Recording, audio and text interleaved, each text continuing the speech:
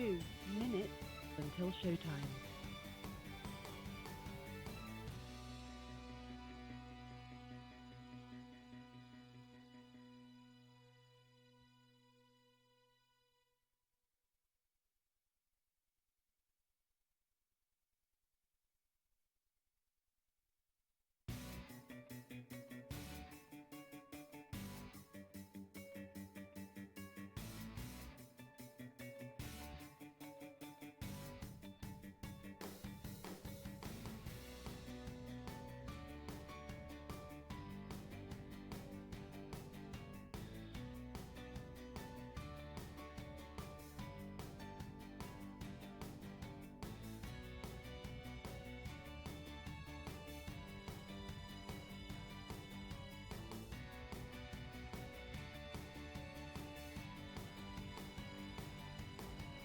One minute until showtime.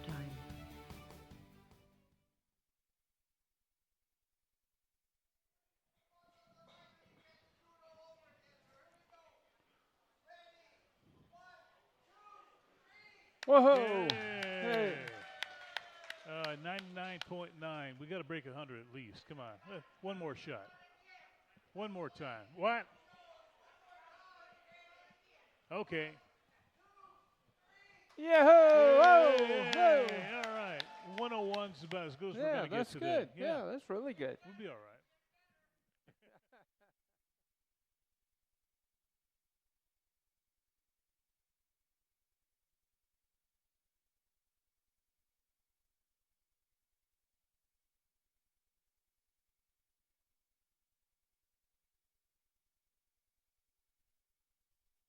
Your show will go live in 5 seconds. 4, 3, 2, 1.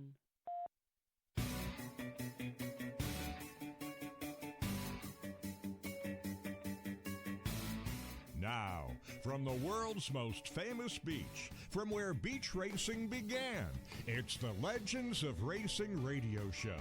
Live from racing's original North Turn Beach Bar and Grill in Ponce Inlet, Florida.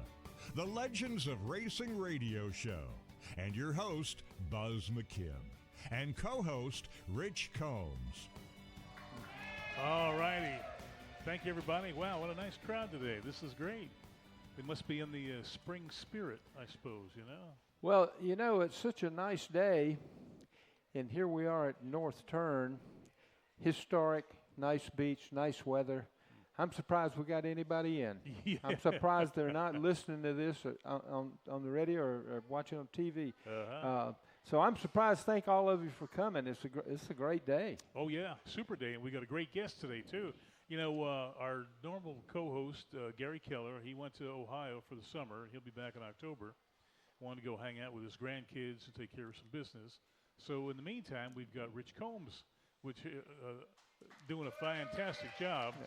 And this isn't just some guy that we drug in off the street either. This is a guy who's got credentials, and he was a racer and a major car collector and businessman, and there's just so much going on in his life, and we just thought this would be a good time to kind of get to know him a little bit better since you're going to be with us for a while. Well, hey, that's good. I'm glad to be here and glad to have an opportunity to sort of tell my story and things that are going. Now, I'm friends with nearly everybody that's out there in the audience, and this is like one great big family that gets together and talks about racing. Yep. How could you do any better? And over a period of time, I found out who's who and what they're doing, and we go out and we do different things and have fun. I don't know if I could stop this. This is just great. I just love the people that are here. I'd like to go through and name each one of them and tell you about what they've done in racing. I mean, we got some heroes in here. So I'm glad. And last night I happened to be out with a few of these folks, and they said, well, who's your guest tomorrow? And I said, well, it's going to be me because people want to ask questions about me. Yeah. And they said, good. Well, as you're out having dinner, you have a few drinks. People get to having fun. And then they're plying my wife with extra drinks. Oh, really? Yeah. Oh, yeah. Okay. could you tell us something that would be embarrassing so if we get up and ask a question, we can embarrass Rich? Hey, okay, go for it. So I'm worried about Tony today. Oh, yeah. You never know what he's got up his I sleeve. might have to duck under the table here. So anyway, we were having a good time, and a few of us didn't make it back in this morning. You probably noticed, Yeah, So we're missing a few. Yeah. Oh, that's funny. Skip thought it was the clams. The clams? Yeah. Yeah, you think so? He thinks everybody had the clams problem last night. Anyway, yeah. That's funny. Well, where are you from originally? I'm a North Carolina native, Are you? and I tell everybody I'm the original barefoot boy from North Carolina. Really? And that's basically who I was. So wherever I ended up from there, I usually walked in barefooted with my bags on my back. And luckily, I met the right people along the way, and got pushed into or ushered into something better. And I like North Carolina, and I moved out and went to Virginia for a while. Did you? And I went on an apprentice program. You hear into politics now, but we can't do colleges, so we can do apprentice. Well, a barefoot boy from North Carolina is not going to get a scholarship. His mama doesn't have enough money to buy bread, so she's certainly not going to send you to college. Yeah. That was me. So I went into an apprentice program for the shipyard, and it's a highly recognized program, and I went in as a pipe fitter. I didn't know anything about fitting pipe. I thought those were plumbers. Well, on a ship, it's not a plumber. It's a pipe fitter. And I did so well, they came to me one day and said, listen, you're doing well. We want you to move up, but you got to start over again. What? So I'd put a year into this 4-year program, but you're going to machinery design. Hey, sounded good to me. It was an office. It wasn't the inner bottom of a ship, particularly in the wintertime on the James River. Oh, Lord. That was cold. Yeah. So I moved into that, and then it's the shipbuilding business is not only a craft, but it's an art to building them. Having prior knowledge and knowing how to make them work is different. I was taken by it. I was into it. And there's a national register on the folks who are in these programs. I never knew that. Nationally, they keep a record of, and you're graded on a once-a-month basis. Really? And so I didn't know that. I was making money, buying cars, having fun, man. I was doing it. This is the most money I ever had in my life. I had more money than my parents had, and I was running along. And then one day, I worked in a building. We had 2,000 designers, 1,000 on one floor and 1,000 on the next. Really? And the guy that sort of ran the second floor called me to his office. Now these are big guys. These are the old bull of the wool bosses. And he says, listen, you haven't applied for the shipyard scholarship. And I said, no, I got a good life. I'm doing well. I bought a house, and He says, we ought to do this. I says, when's it due? He says, tomorrow. Oh, geez. I went home and thought about this. Gosh, why do I want to fill out all this? Well, I filled it out, turned it in the next morning. A week later, I was recognized that I'd won this scholarship. Wow. Any school in the United States I wanted to go to, they paid it full as long as I was taking something that was shipbuilding related. Could be marine architecture, whatever you wanted. Jeez. So I thought, this is a pretty good deal for me. And so at that point, what I didn't realize is they had accumulated all the grades for that period.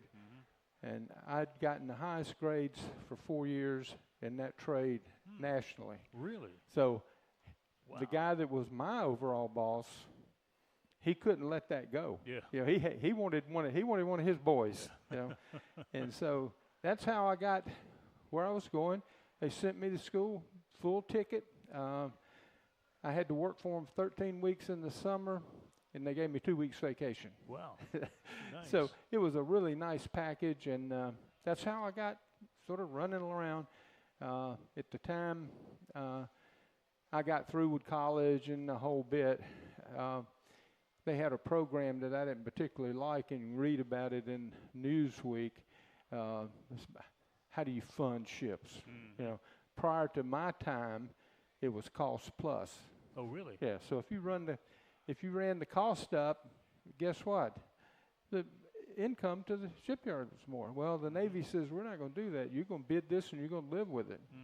And they had another program, and they selected me coming out of college because of the knowledge I had working with them to represent the shipyard with the Navy. So you would call whoever the construction admiral was for the fleet that you were building for, and you'd say, listen, we've got a cost discrepancy here, and it's more than $1 million. And that's what it had to be. Wow. And then so you had 6 months to prepare your deal, and you had to have photographs. So they give you a writer, and they give you a photographer, and you're building this. And then at 6 months, you make it. You don't miss it. There is no second meeting. Yeah. A friend of mine who had done that ahead of me, he says, don't do it, Rich. He says, your wife can be having a baby on the day that you got to meet. You got to be there. Wow. You could be sick. You could be dying. You go. You know, they couldn't. Now, were you a civilian at this time? I was a civilian, yeah. And so at that point, I got out of the shipbuilding business and got into doing all types of other entrepreneurial business deals. So that's what takes you for how did I get out into the marketplace? Yeah. It's fascinating the way life has all its twists and turns. It does, you know, and I try to tell all young people, do the right thing, be straightforward, don't lie, don't go around, don't do the stuff we know is bad. Yeah. And other people will notice it and they'll help you. And that's what happened to me, because every time you see me from now on, I want you to remember, that guy was the original barefoot boy from North Carolina. That was me. And that's where it was. So that's how I got to that point. I ended up getting into the equipment business. I had a degree. I was going to school for a degree in thermal engineering. Really? Well, you know, thermodynamics is absolutely fabulous if you're sitting down trying to figure it out and what's happening. Boy, it's a puzzle that you love. But when you go to work, they give you a pocket protector and a bunch of pins, and you're sitting there calculating the whole time. So I said, I'm doing something else. So that's how I got out. But as I tell Colleen all the time, I'd like to, if I could go back and do it again, I'd probably be back into doing that. Really? You know? Yeah, I just loved it. It's you know, I was on the Navy's ship trials. I was on the yards trials, the building yards trials for the aircraft carrier Kennedy. Oh, boy. And then when that's over, then the Navy does the same test again. I was selected to that, and those are the times that are just absolutely fabulous in my memory. Because you're dealing with guys like Tony. Tony was in the Navy. He knows all this stuff. He's hearing it and saying, wow, that's good. So that's how I sort of moved around and ended up coming to Atlanta to start my real career. And I did very well. I was with the right people, doing the right things at the right time. And then really what happened to me was I decided I wanted to be in business for myself. You know, sort of an entrepreneur? Entrepreneur. Yeah, that's a good word. And I jumped out and did that, and it was successful. And my success, a little company called Westinghouse. Oh, my. I was doing some representation for them in Georgia, and things happened that their system got messed up. And basically I told them, go to hell. Well, you don't do that except when you're 25, 26 years old. You can say that to anybody. Yeah, really. And about 6 months later, they came back and said, yeah, we want to be with you. Wow. And so that's what my career just took off. Gosh, just fantastic. Yeah. And it was, having been a thermal engineer, they had a group called Westinghouse Computer and Instrumentation. the first computerized power plants, and the whole deal was is running boilers and making steam and getting power out of it. So at that point, I was making good money, and I was going to racing. Oh. Racing had me, you know. So I've got you up to where the racing point is. And, you know, I loved all those tracks in the Middle Atlantic, and I would go to them. I'd drive on Sunday, like to go to Rockingham or somewhere and see the Rockingham deal. Yep. Langley Field was there. Hampton Speedway right there, right beside the CIA. Yeah, those boys, that's right. where it's at. Yeah. Sure is.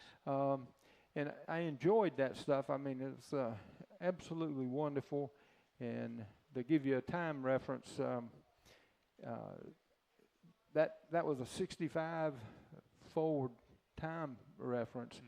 And Bobby Allison was running the Chevelle with the smaller engine, the 327. All these other boys had the big Fords with the 427. They could crank them. But you get to a place like Langley Field, and he just kicked their butt. That little old Chevrolet engine would rev like you couldn't believe, and it was smaller car, lighter weight. Yeah. And you can't use all that power on a short track like that. No, but you know, I own a couple of 427s now, and you know I tell people they're fast, but they're not quick. The quick cars are the smaller block, you know, a 289, 302, all of that is much quicker. So I've sort of gone through that, but those are the guys that were my idols. And then the first time Colleen and we moved to Ponce Inlet 4 years ago, the first time we came in, we sat at the very back. The place was, the north turn was full, and we could hardly hear. Oh, really? And Bobby Allison and Donnie Allison and, I think Linda Vaughn was there. Linda Vaughn, that's right. Yeah. Yep.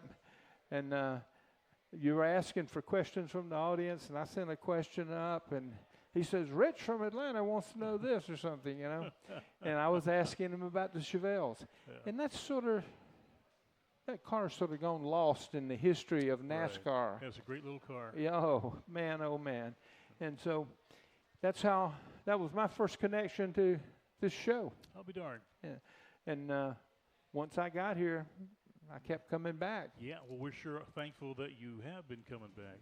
You've been a great asset to what we do here. Well, it's fun, Buzz. I mean, you know, listen, you go where the fun is, right? That's right. It doesn't cost you anything either. That's right.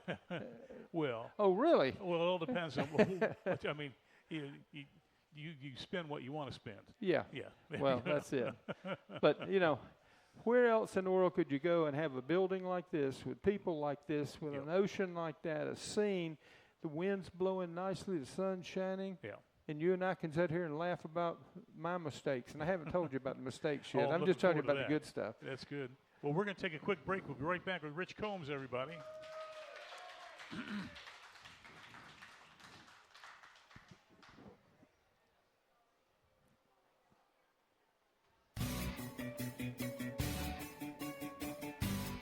The caution flag is out. Time for a break. We'll be right back with the Legends of Racing radio show.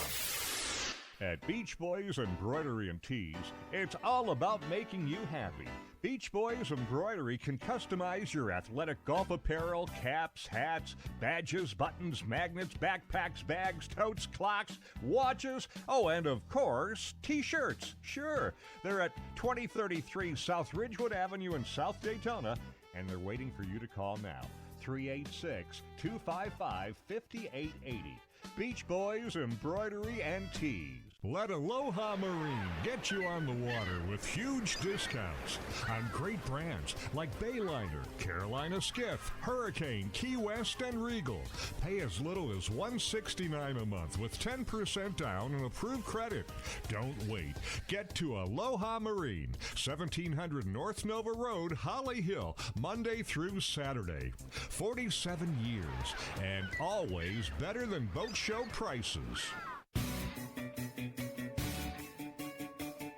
We're back from where it all began. Racing's original North Turn Beach Bar and Grill. The Legends of Racing radio show continues with your host, Buzz McKim, and co-host, Rich Combs. Well, thank you, everybody. We sure appreciate that. We thank everyone out there checking us out there in the hinterlands and all that sort of thing, and all over the world, actually. We have people from all over the world checking us out here. And it kind of makes you feel a little self-conscious, doesn't it? Well, I want to keep up on this story. Okay. Yeah, okay, yeah. All right. Well,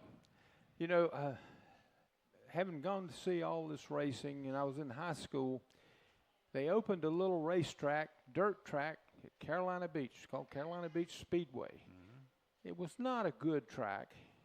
And the problem is when you build a racetrack at a beach, you got sand. Yeah. You don't have good hard clay. And they were running this, but it attracted a lot of people. And so I'm seeing that. So my first race car came when I was in high school. Oh, really? I love racing. I wanted to get into it. But I had no money. Mm-hmm. Barefoot boy from North Carolina, right? Yeah, that's okay. right. Yep. But I came across a 1950 Pontiac Coupe. Oh, my. Yeah. Looked like it was lightweight, Mm-hmm. but it wasn't. This car had I'm learning racing. Anyway, I'm there, and I said, well, I'm gonna tear that car apart, put some roll bars in it, and get a seat and the whole bit, and I'm gonna be at Carolina Beach. Well, I was there, but a 50 Pontiac had a straight 8 engine in it, flathead. They don't rev very good because that crankshaft is really long. you get up some revs on it, and the crankshaft looks like that going down through there. So, but my first race, you're going to like this. You're going to understand this. Mm-hmm. First race I was in, to get started, they didn't run a heat race. They would draw numbers. Mm. I drew outside pole. Oh, my. Never having run before with a straight 8 Pontiac. Mm-hmm. You know who lined up on the inside pole? Who did? You won't believe. Well, yeah, you will believe it. Yeah. But Hoss Ellington was on. Yeah, Hoss Ellington was on this side, and here I am. I'll be darned. He had a '63 Ford 427, not the fastback, but the chop top. Mm-hmm.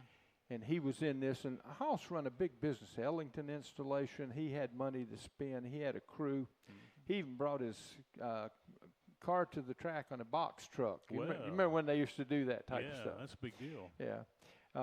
So I'm there, and I'm thinking, what in the world am I going to do? So we take, they give us the flag. Hoss left me. I think he passed me before I got to the first turn. But I got hit 3 times. The guys behind me weren't waiting on me. They weren't waiting on that that straight 8 to wind up. But when I left there, guess what? I had a car that was a race car, number 17 on the side of it, my first number. Mm-hmm. And I got it back home. It had dents in it. Mm-hmm. And we lived in Wilmington, North Carolina, and we lived in a downtown section. No garage, so anything just like you see today. I mean, you know this racing thing. Poor boy wants to go racing, his car sits out in the yard. Sure. I parked it out by the street. I was happy, boy. Somebody had hit that sucker. I'd been racing. He's a hero, Well, my mama was not pleased with that at all. Lord, so she was against that, and. To continue of this story on, my dad, we got another engine for that because when a straight 8 blows, it takes the sidewall out of the block. It just goes.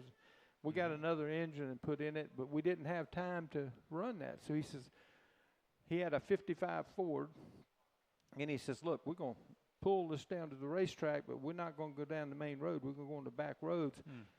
And I'll get you over on those roads, and I'll unhook you, and you can get some time on the car. Yeah. We'll run that engine.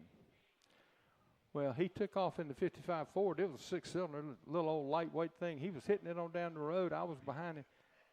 I probably got up to about maybe 4,000 RPM, which was 2,000 RPM too much for that motor.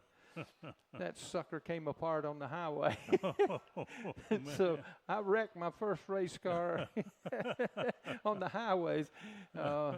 If anybody from North Carolina is listening, I hope the statute of limitations has run out on that one. So, but anyway, I got a lot of learning from that, and went on and got into my businesses, and my businesses became very profitable. And they became popular, and I was doing all the right stuff and bringing some technology to the market that nobody had seen.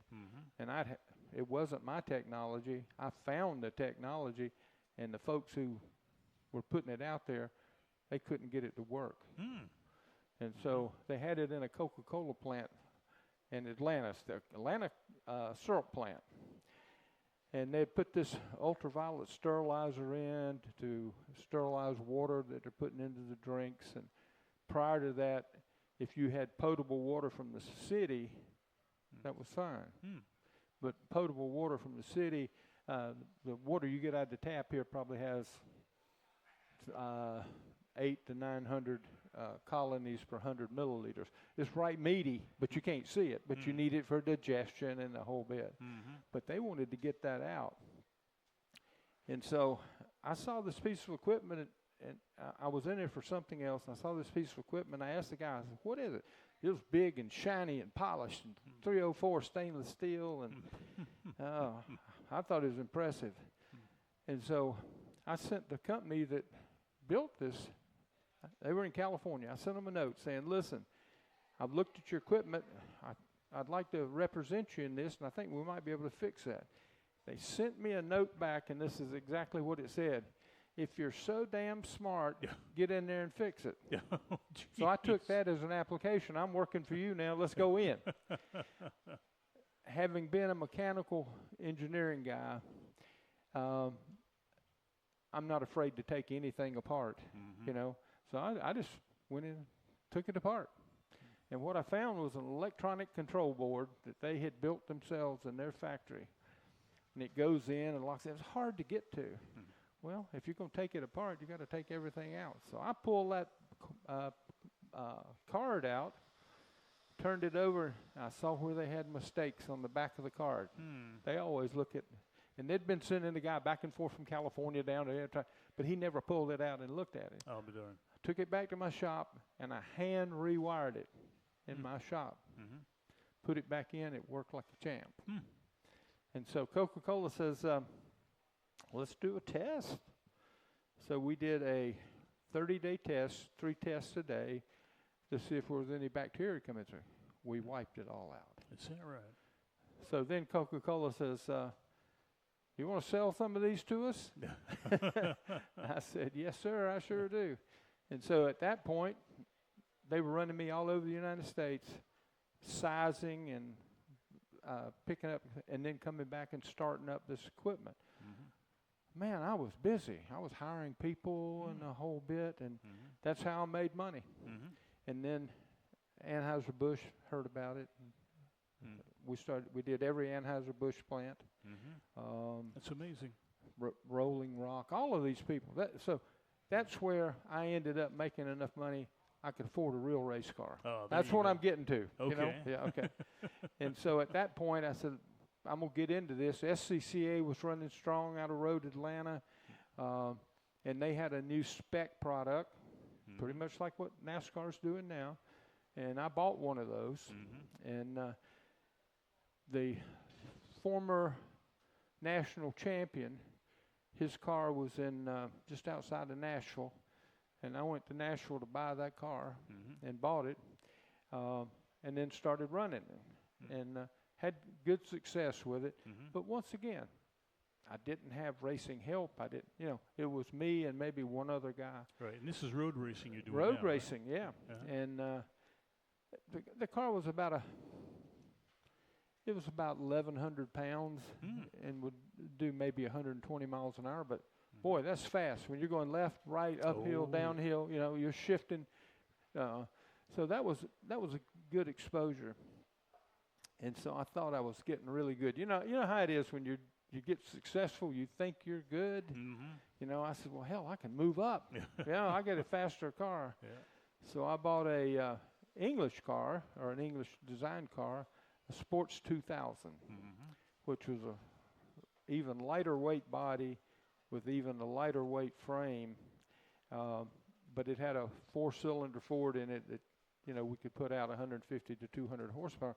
But you're less than 1,000 pounds, and you got 150 horsepower. That sucker will whip for you.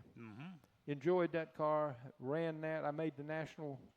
They have a national runoff, and I made the national runoff twice in that car. Really? Yeah, and it's sort of like NASCAR runs right now. You know, you're running for points, and they pick the top 6 cars out of each division, Right.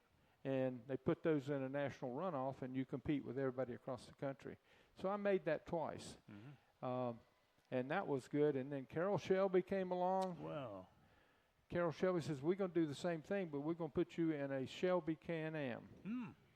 Well, Shelby's pretty well known for what he can do with cars, but this was a one-off. He was building this from the floor. He aligned with Dodge. Dodge provided the engine, and it looked like an Indy car. You guys know what Indy cars look like. But it was made wide, had a wedge shape to it, had a wing on the back. You could do a lot to it, but you were restricted on the engine.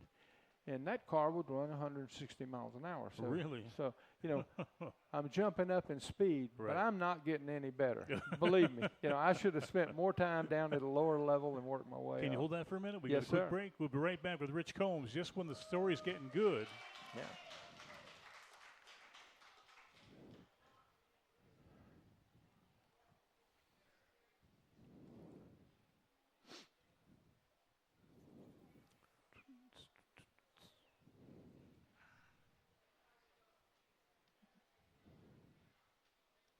And food. They're right on the beach at Racing's Original North Turn. Come on down to dinner tonight. Here are a couple of testimonials. These are actual testimonials from people who have enjoyed the North Turn.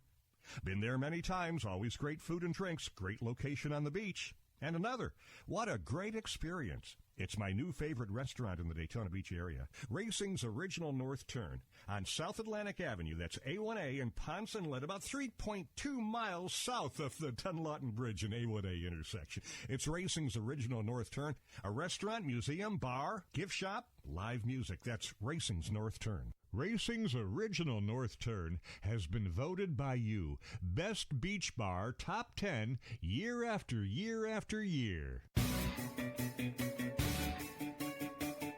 We're back from where it all began. Racing's Original North Turn Beach Bar and Grill. The Legends of Racing radio show continues with your host, Buzz McKim, and co-host, Rich Combs. Thank you, everyone.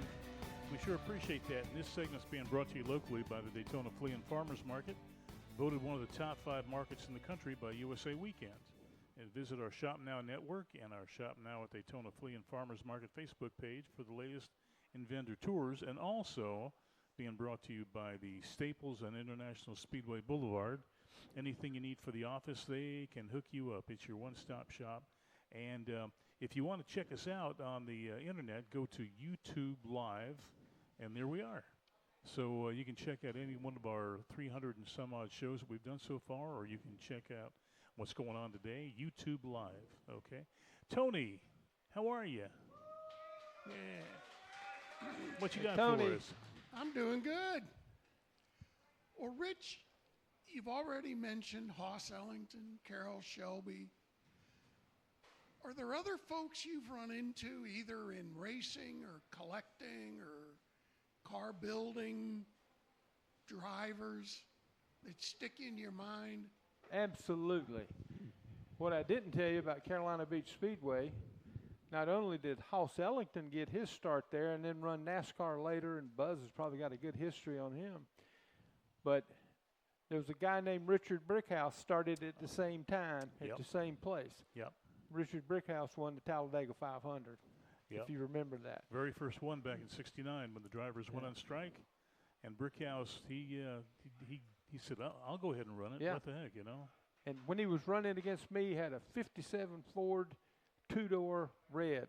You Really? know, you just wouldn't. You don't know what big people run ahead of time, and we always ask that question.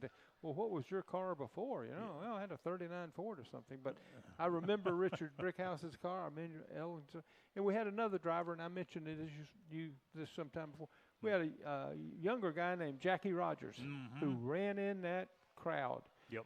He was fast, but he didn't have the money the other boys That's had. true. But I remember when he finally came up in the deal and got his first really nice car. He had a '59 Chevy two-door with the wings on the back, you know. Boy. Yep. And everybody was standing around talking about, well, what those wings do? How's it holding?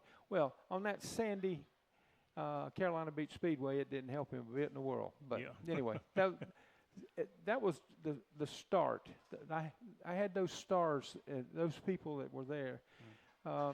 The Shelby Can-Am package, not knowing Carroll Shelby, he's built only 2 cars in his life, or 2 series of cars.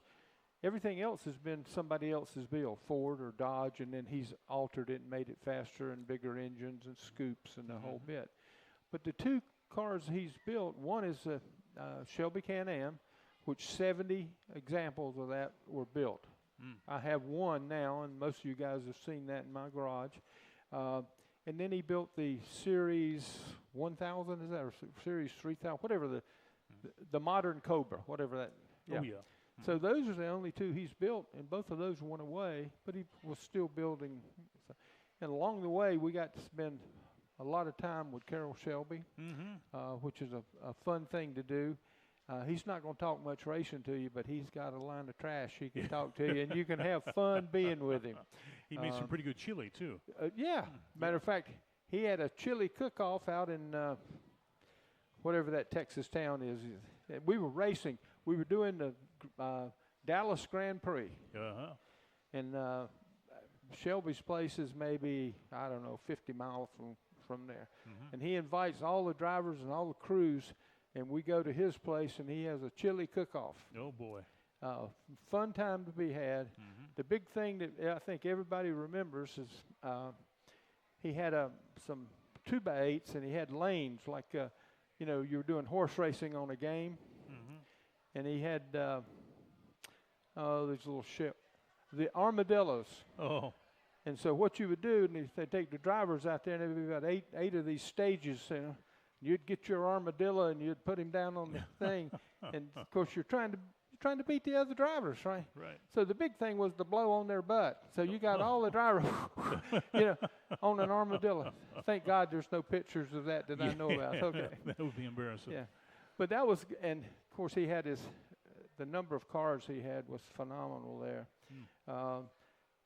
I had a sponsor out of California. We were racing at Road Atlanta in a national race, and she was the sponsor. Her brother was into Carroll Shelby. She told her brother that she was sponsoring a car that Carroll Shelby had built. She hauls him out from California to Road Atlanta. I put him up at the Marriott, which was the closest thing to being a nice hotel there. And I'm in the lobby waiting to pick him up to take him to dinner. Carroll comes, you know, just sort of lumping through. Hey, Carroll, I got these people here. He sat down with me in the sofa and the couch there, and my sponsor and her brother came out. I secured sponsorship for a long time off of that deal. Carroll made that deal happen because he was so accommodating to him. He understood what he was doing. He was bringing money into his series through me. So that's great. Those are the type of things that are fun. We ran one of the Dallas Grand Prix that we ran. We rented the top of a parking deck, and we had all our stuff laid out there and barbecue and all the racers were there, and Carroll was there, and I rented my car that day, and I can't remember who. It was he was like a prince from Norway or somewhere. Really? And he came in, he wanted to rent a car, he wanted to ride a car, so we rented the most money you're ever going to make in racing. Listen to me, is renting your car. That's where the cash is. So I did that. I rented my car one other time to, I'm getting way off this. I got so many little things I want to tell you, but we were running a championship series. Coca-Cola had picked up Scott Harrington, and Scott had been a former Indianapolis racer. And Coke wanted to win the Shelby Championship. And so Scott came out, and he'd been sort of released from IndyCar for some domestic violence. Oh, dear. And they were trying to build his character and get him back in. And racing is racing. So they were running for it, and Larry Nash, former crew chief for A.J. Foyt, had started his own business, and he was running Shelby cars. He took it over to run the Coca-Cola Shelby car. And he came to me and he says, Rich, I got space for 2 cars. Why don't you take your car and put it in a drive and arrive? We'll fix it. We'll take care of it.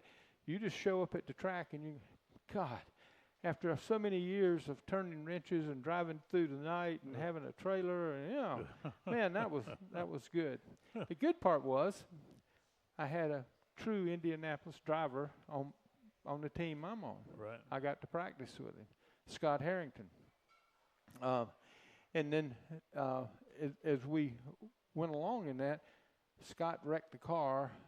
We were going to Phoenix, and they came to me and said, listen, we're running for the championship, so we'd like to rent your car. Coca-Cola said that. What do you say? I want to get out there and make myself an idiot, or? Yeah. Well, that was when, before Phoenix had been sort of reconstructed, and they had that little dog leg in the back, and they had a plywood fence. Scott Harrington was driving it. He was up front, second or third or something. And A.J. Foyt's, I guess it's his nephew, Larry Foyt? Larry Foyt, was driving another car. And, of course, the radiators on those are down right beside you. You know, you're picking up the wind, not in the front, but you're picking up. He stuck his car right through my radiator. Oh, no. Didn't bother me. It didn't? I got paid. My guy ran 2 laps. I got full pay, and they fixed the car. Holy cow. That's why I say that's where you make your money. And Larry Nash made some money. So. We'll be right back with Rich Combs. What a great story. The caution flag is out. Time for a break. We'll be right back with the Legends of Racing radio show. Racing's original North Turn is our broadcast headquarters. If you're looking for a good drink, great entertainment, and the best in food, they're right on the beach at Racing's original North Turn. Come on down to dinner tonight. Here are a couple of testimonials. These are actual testimonials from people who have enjoyed the North Turn. Been there many times, always great food and drinks, great location on the beach. And another, what a great experience. It's my new favorite restaurant in the Daytona Beach area, Racing's Original North Turn on South Atlantic Avenue. That's A1A in Ponce Inlet, about 3.2 miles south of the Dunlawton Bridge and A1A intersection. It's Racing's Original North Turn, a restaurant, museum, bar, gift shop, live music. That's Racing's North Turn. Racing's Original North Turn has been voted by you Best Beach Bar Top 10 year after year after year. We're back from where it all began. Racing's Original North Turn Beach Bar and Grill. The Legends of Racing radio show continues with your host Buzz McKim and co-host Rich Combs. All righty. Thank you, everybody. Appreciate it. This segment's being brought to you by Homewood Suites by Hilton over on Bill France Boulevard, right around the corner from the Speedway.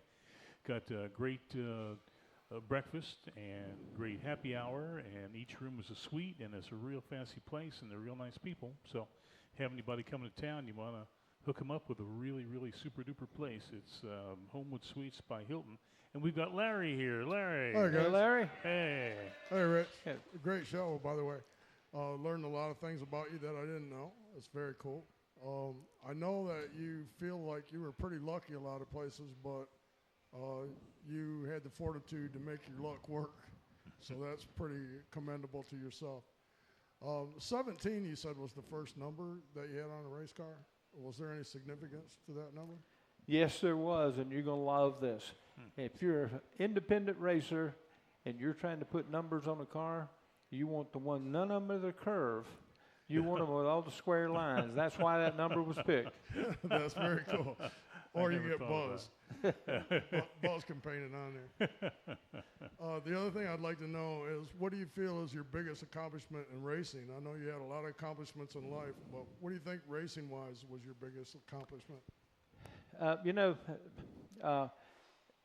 In the whole series,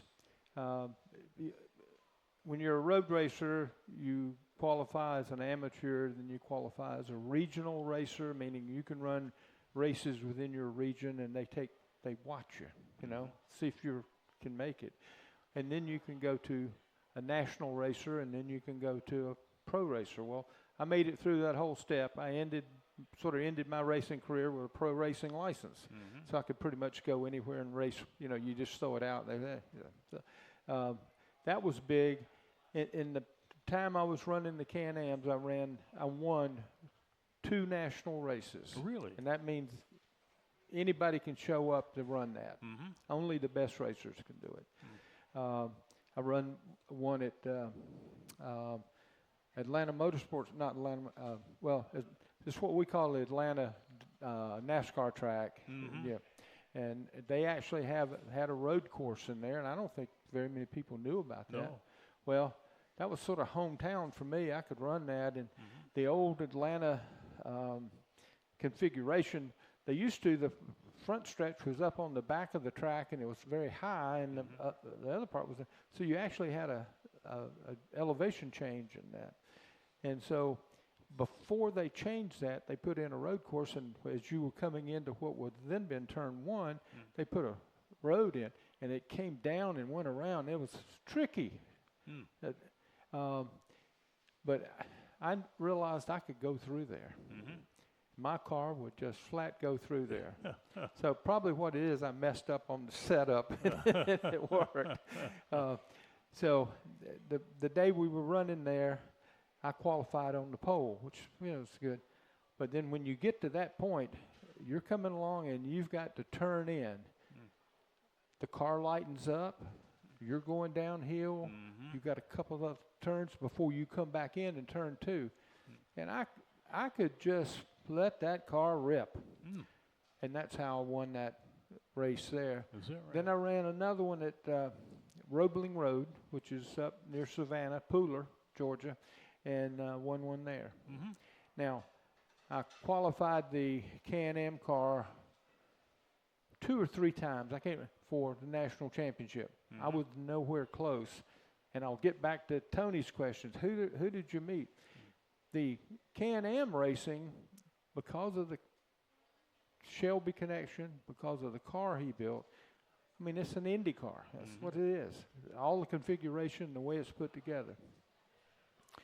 The guys that were running, it's pretty much like what they do now. They take a younger racer for NASCAR, and they stick them in a series to run to get time. Well, that series turned out to be a feeder for Indy. So I was racing with all of these guys who were Indianapolis racers, or came to me.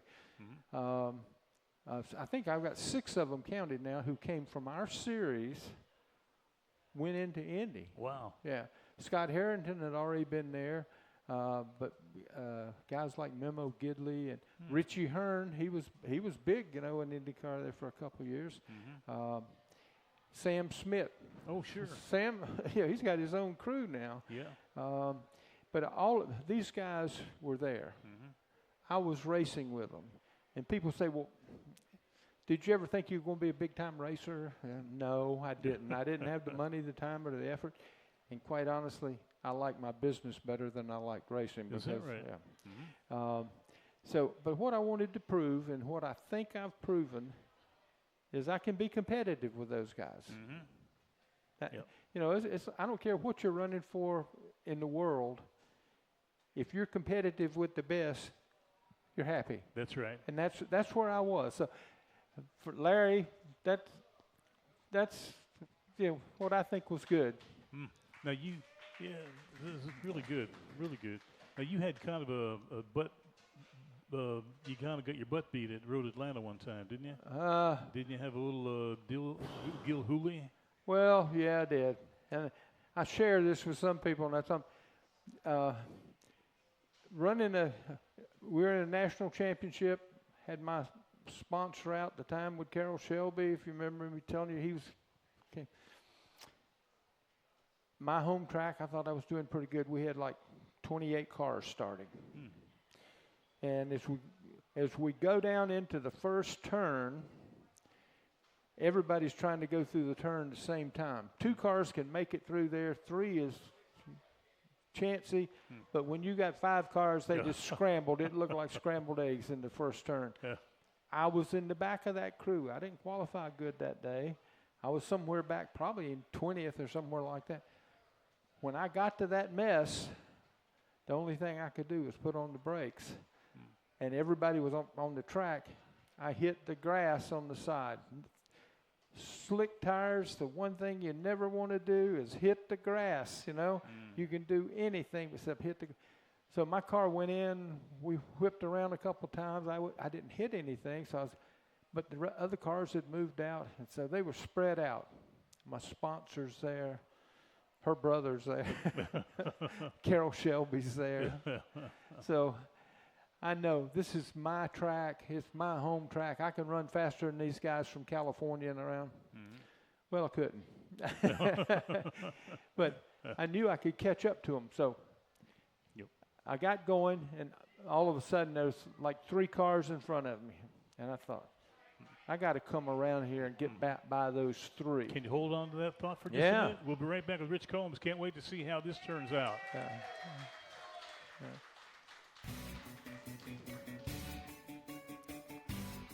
The caution flag is out. Time for a break. We'll be right back with the Legends of Racing radio show. Welcome to Homewood Suites by Hilton in Daytona Beach. You're right in the middle of all the action. Daytona International Speedway, the airport, One Daytona, Florida's newest entertainment and retail destination, and of course, the world's most famous beach. You'll love our newly remodeled 1- and 2-bedroom suites, along with our popular King Studios. You won't need your full kitchen, as Homewood Suites Daytona serves up complimentary breakfast and evening social. It's like home away from home. Go to HomewoodDaytona.com for Homewood Suites by Hilton in Daytona Beach. We're back from where it all began. Racing's original North Turn Beach Bar and Grill. The Legends of Racing radio show continues with your host, Buzz McKim, and co-host, Rich Combs. Thank you, everybody. Appreciate that. Hey, tomorrow at the Cascia Community Club, which is on State Road 44, 9 miles into Lake County. You cross the river into Lake County, 9 miles. It's going to be a barbecue bash and a country and bluegrass music festival and a car show and antique motorcycles, and it's free admission, and it's going to be a barbecue blast, and should be good. Food, fun, and music, and it's a fundraiser for tracker wheelchairs for the handicapped. Real good deal, real good deal. And it's fundraiser also for the Seminole State Forest. And so if you're doing anything tomorrow, you're not doing anything tomorrow, come on out and check it out. It should be a really good day. Free admission, and you can't beat that at all. So you were talking about doing a little Gilhooly there. Huh? Well, these 3 guys were in front of me. I could see their cars. I knew I could catch them, and I was. I was on the gas. I was catching these guys. And in the old Road Atlanta configuration, when you came down the backstretch, you had about a half a mile straightaway there. Oh, boy. You put everything the car could put out, you had it. Then you come to a downhill section, and they called it a dip, and it was a pretty good dip. My car would run 160 miles an hour. Oh, Lord. You came to that dip, and when you were going down the dip, you were 5 miles an hour faster, so you're doing 165. You were running faster than the car could run. But when you went down, your suspension got really heavy, and your butt was sitting on the track. When you hit that dip and you came up, your suspension would rise with it.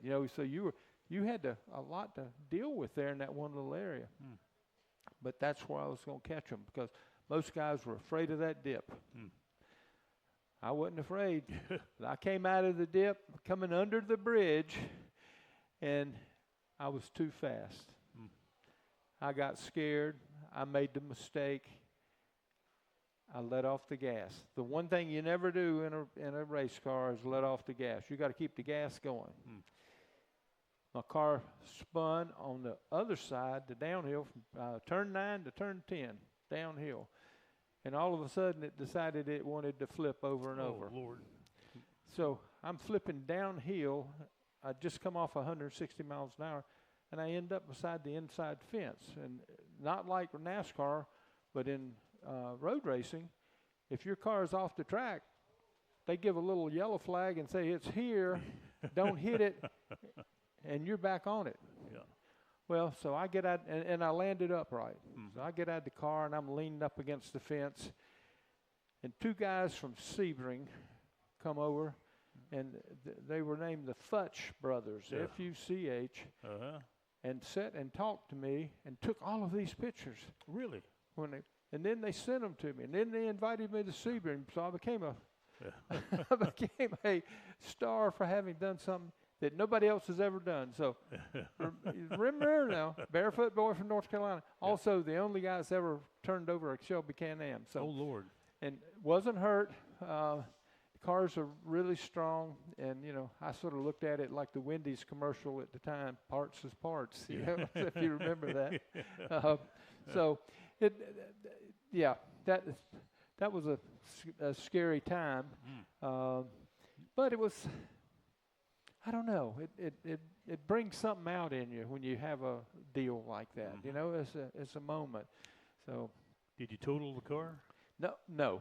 Really? The chassis of the car was not hurt. I knocked off one corner, in suspension, but the bodywork was pretty bad. Yeah. And it's all fiberglass body, 3-piece. You set it on.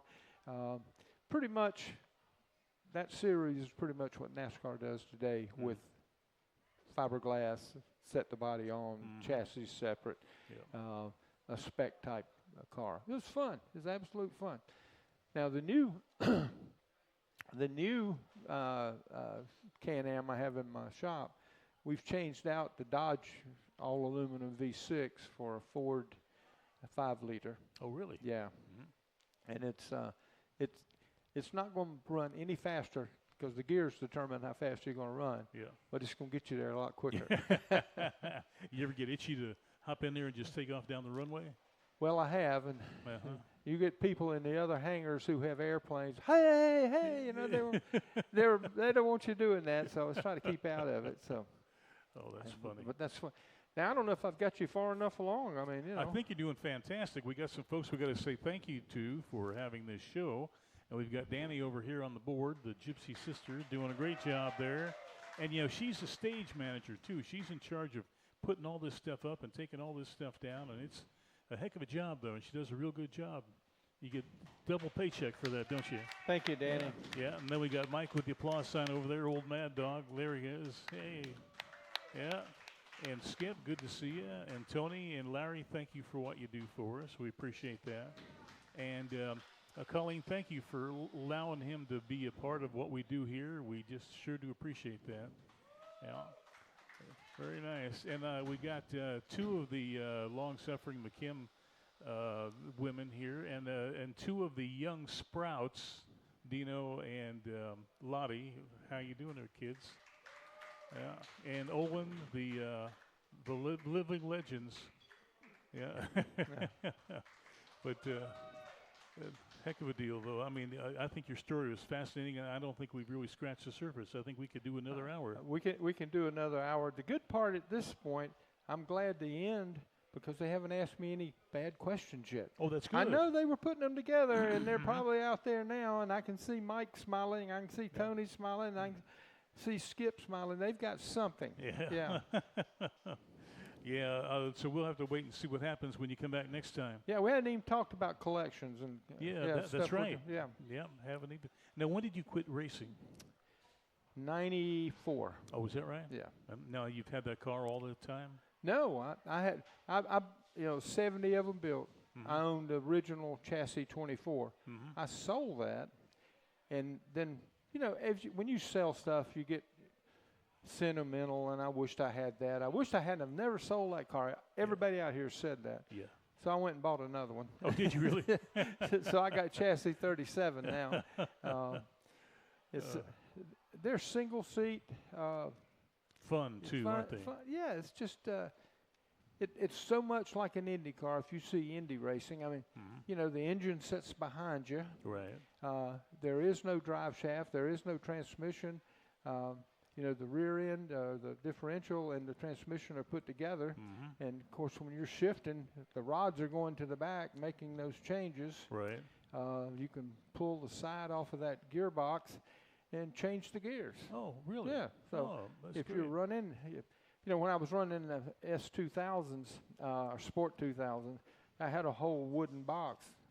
I had about 30 gear sets. Oh, did you?